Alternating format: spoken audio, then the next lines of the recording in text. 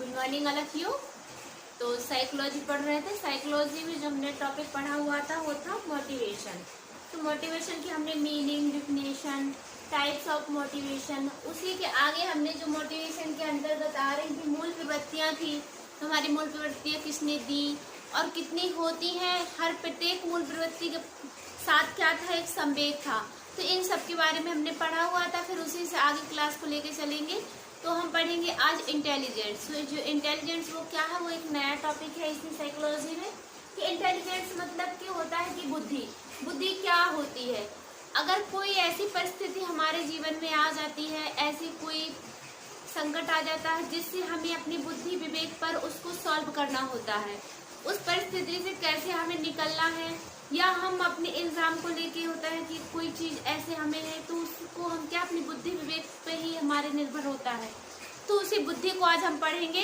Intelligence क्या है, कौन कैसी कौन सी बुद्धि में आता है, कोई मंद बुद्धि है या कैसी, जितनी भी बुद्धियां हैं तो उनका एक टाइप भी है आईक्यू का। आईक्यू का लेवल है कि कौन सी जड़ बुद्धि है या किस बुद्धि में इसको डिवाइड किया गया है। तो हम बुद्धि को देखेंगे जो इंटेलिजेंस होता है। इंटेलिजेंस क्या है, आज का टॉपिक है इंटेलिजेंस, बुद्धि। सब समझते हैं कि बुद्धि, क्योंकि सब आम बोलचाल भाषा में भी इसका बहुत ज्यादा मंद बुद्धि होती है, बिल्कुल नहीं आता, ये चीज सब चीज बोली जाती है। तो आज का जो टॉपिक क्या है, इंटेलिजेंस।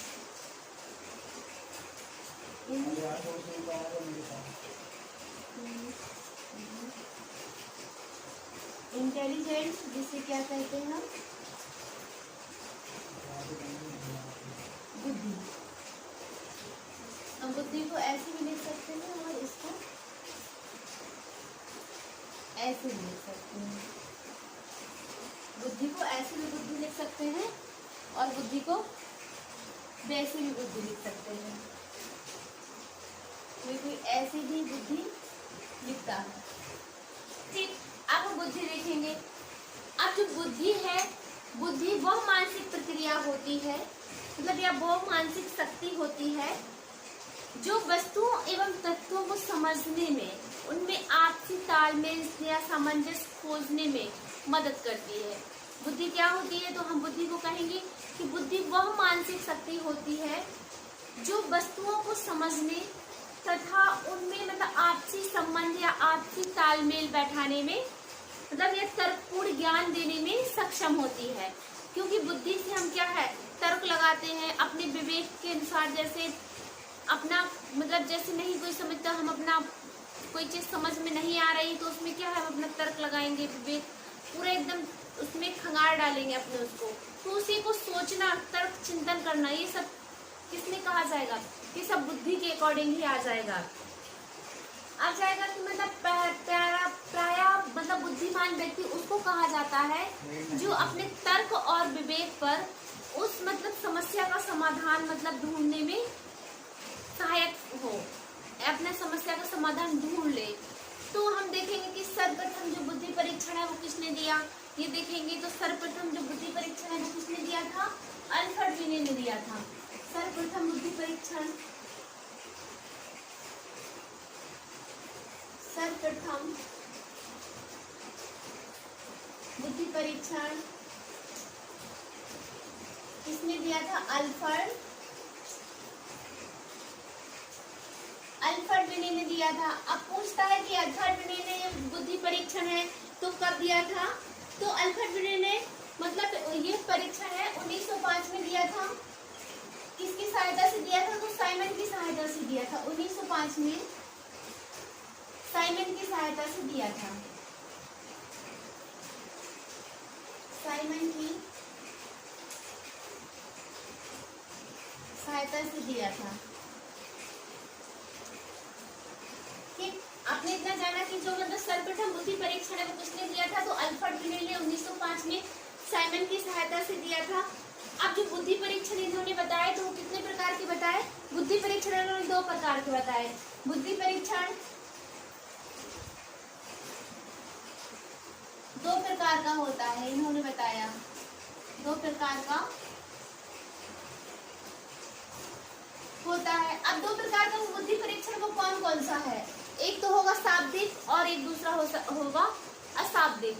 अब मतलब कि इसमें जो शाब्दिक होगा या व्यक्तिगत बुद्धि परीक्षण भी हम कहेंगे और सामूहिक, ऐसे भी उनको बोल सकते हैं कि व्यक्तिगत मतलब सामूहिक बुद्धि परीक्षण, पहला सामूहिक बुद्धि परीक्षण, सामूहिक और व्यक्तिगत होगा, व्यक्तिगत होगा और सामूहिक। अब जो सामूहिक बुद्धि परीक्षण होगा या व्यक्तिगत बुद्धि परीक्षण को व्यक्तिगत ऐसे भी लिख सकते हैं, इसको दूसरे टाइप में भी व्यक्तिगत लिख सकते हैं, इसको दूसरे टाइप में भी व्यक्तिगत लिख सकते हैं, ऐसे भी आप लिख सकते हैं।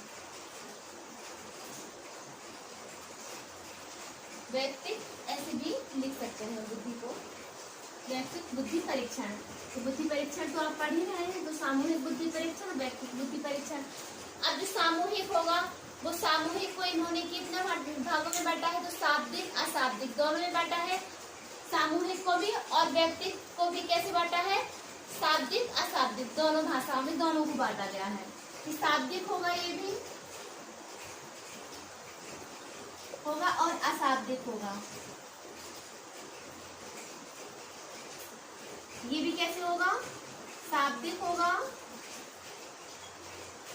अशाब्दिक होगा।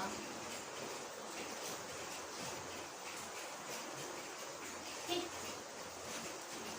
अब आप शाब्दिक मतलब शाब्दिक का क्या हो जाएगा, शाब्दिक मतलब जिसमें हम शब्दों का, वर्णों का, स्वरों का, व्यंजनों का, हर चीज का जिसमें प्रयोग करते हैं। जो व्यक्ति मतलब पढ़े लिखे होंगे, जिनको भाषा का ज्ञान होगा, वो शाब्दिक यूज करेंगे।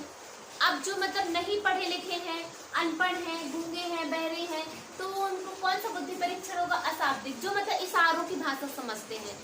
और जो अशाब्दिक में क्या होगा, हम बोलचाल की भाषा समझते होते हैं। अगर हम कुछ उनको बोल रहे हैं तो वो उस चीज को समझ रहे हैं, उसको सुन करके फिर हमारा जवाब दे रहे हैं। लेकिन अशाब्दिक में ऐसा नहीं होगा, अगर हम उस इशारे से कोई चीज बता रहे हैं, जब वो समझ लेंगे तब उसका जवाब देंगे। तो जो शाब्दिक बुद्धि परीक्षण होगा वो कैसे लोगों के लिए हम यूज करेंगे, जो पढ़े लिखे हैं, जो हमारी मतलब लैंग्वेज को समझते हैं, बोलचाल है उनमें बोल पाते हैं। और अशाब्दिक का हम जो प्रयोग करेंगे, जो अनपढ़ हैं, गूंगे हैं, बहरे हैं, उन सब चीजों के लिए, उन लोगों के लिए हम अशाब्दिक बुद्धि परीक्षण का प्रयोग करते हैं। तो आपको इतना समझे, आप एक लाइन लिख लेंगे इसमें, पहले लिखेंगे शाब्दिक, शाब्दिक बुद्धि परीक्षण,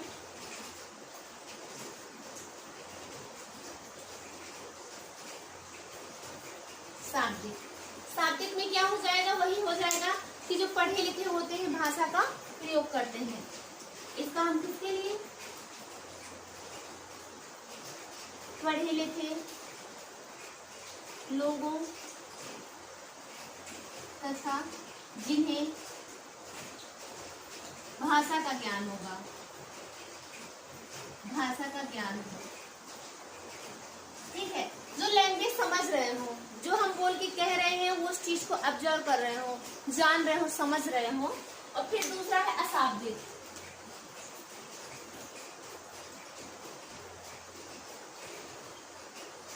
अशाब्दिक बुद्धि परीक्षण में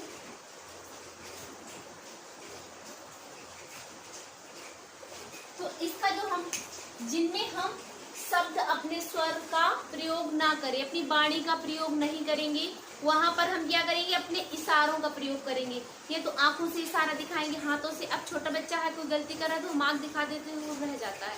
अगर कोई गूंगा बहरा है, उसको हम इशारों से कोई चीज कहना चाहते हैं तो उस चीज को समझ लेता है। तो जो अशाब्दिक है हम इन्हीं लोगों पे अप्लाई करेंगे, जो अनपढ़,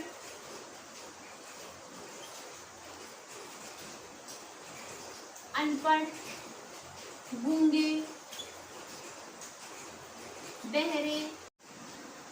थोड़ी सा वीडियो रुक गया था, पूरी क्लास में 2 बार ले चुकी हूँ, 2 बार देखने के बाद भी वीडियो नहीं चल रहा था।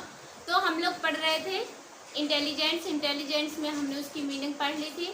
उसी में हमने बुद्धि को देखा था, शाब्दिक व अशाब्दिक। जो शाब्दिक बुद्धि थी हम कैसे लोगों के लिए प्रयोग कर रहे थे, जिनमें हम अपनी मतलब भाषा का प्रयोग कर सकते हैं, जिनको हम अपनी चीजें बोल करके समझा सकते हैं। और जिन्हें लैंग्वेज का ज्ञान होता है। और जो हमारी अशाब्दिक बुद्धि थी, हम कैसे लोगों के लिए प्रयोग कर रहे थे, जिन्हें मतलब भाषा का ज्ञान नहीं है, अनपढ़ है, गूंगे हैं, बहरे हैं, तो उन्हें हमें अपनी बात समझानी है तो हम कैसे समझाएंगे उनको अपनी बात। उनको हम अपनी बात इशारों में समझाते हैं, कोई चीज मतलब करके उनको ऐसे हम अपनी चीजों को क्या अपनी भाषा को बताते हैं। फिर हम उसी में आगे देखेंगे जो डेफिनेशन है, बुद्धि की डेफिनेशन है, तो डेफिनेशन हम लिख चुके हैं वो क्लास में, अब उनको ऐसे ही मैं डिफाइन करूंगी। पहले वुडवर्थ के अनुसार इन्होंने कहा है कि बुद्धि का जो अर्थ होता है वो मस्तिष्क का उपयोग किसी स्थिति का सामना करने या किसी कार्य को करने के लिए मस्तिष्क संबंधी योजना ही बुद्धि है। अगर हमें मतलब कोई किसी कार्य करना है, किसी चीज का उपयोग करना है या किसी स्थिति का सामना करना है, तो उसमें क्या है, हम अपने मस्तिष्क में प्लानिंग करते हैं, योजनाएं तैयार करते हैं। या हम सोच लेते हैं अगर हमें कोई टूर्नामेंट ही ऑर्गेनाइज कराना है, तो ऑर्गेनाइज कराने से पहले जो हमारे मतलब मस्तिष्क में योजनाएं मतलब चलती हैं, विचार आते हैं कि हम उसको ऐसे करवाएंगे, ऐसे करवाएंगे, ऐसे हम एक प्लानिंग तैयार करते हैं। तो कहाँ करते हैं, हम मस्तिष्क के अंदर करते हैं। तो क्या हम उससे हमारी क्या होती है, आईक्यू लेवल तेज होता है। जहाँ भी बुद्धि की बात होगी वहाँ मस्तिष्क की बात होगी, क्योंकि जो बुद्धि है हमारे मस्तिष्क से ही रिलेटेड है, क्योंकि हम कहते हैं ना कि इसका माइंड बहुत तेज है, ऐसे बुद्धि से ही लगाते हैं। तो बुद्धि में क्या है, योजना संबंधी योजनाएं बुद्धि है। फिर टर्मेंट के अनुसार इन्होंने क्या कहा है, बुद्धि अमूर्त विचारों के बारे में सोचने की योग्यता ही बुद्धि है। अगर हम किसी विचारों में, अमूर्त विचारों में सोचते हैं, अगर सोचने की क्या है बुद्धि, तर्क वितर्क हमारे जो विवेक पर ही निर्भर होती है, तो अगर हम विचार करते हैं या थिंकिंग लाते हैं तो क्या है, बुद्धि है। फिर है मन के अनुसार नवीन परिस्थितियों को झेलने की मस्तिष्क की योग्यता ही बुद्धि है। अगर अचानक से कोई हमारे जीवन में परिस्थिति आ जाती है, अचानक से कोई चीज हो जाती है हमारे साथ, अब हम उस सिचुएशन में कैसे हमारा माइंड उस चीज को हैंडल करता है, कैसे, तो हम अपनी बुद्धि के अकॉर्डिंग ही उस परिस्थिति से बाहर निकलने की कोशिश करते हैं। तो क्या है, उससे हमारी आईक्यू लेवल चेक किया जाता है कि हमारा किस अकॉर्डिंग हम अपनी परिस्थितियों को झेल के बाहर निकल रहे हैं। अचानक से कोई चीज आपके साथ घटना घट जाती है, आपको उसकी कोई जानकारी नहीं थी, जैसे आप अचानक से आपके घर चोर ही आ जाए, तो आप कैसे उस परिस्थिति से निकलेंगे कि हमारा मतलब सामान बचा रहे, हम भी सेफ्टी में रहें और इन चोरों को हम पकड़वा भी दें। तो वहाँ पर क्या है, हमारी बुद्धि ही काम करेगी, क्योंकि वो चीज ना हमारे साथ अचानक से होगी।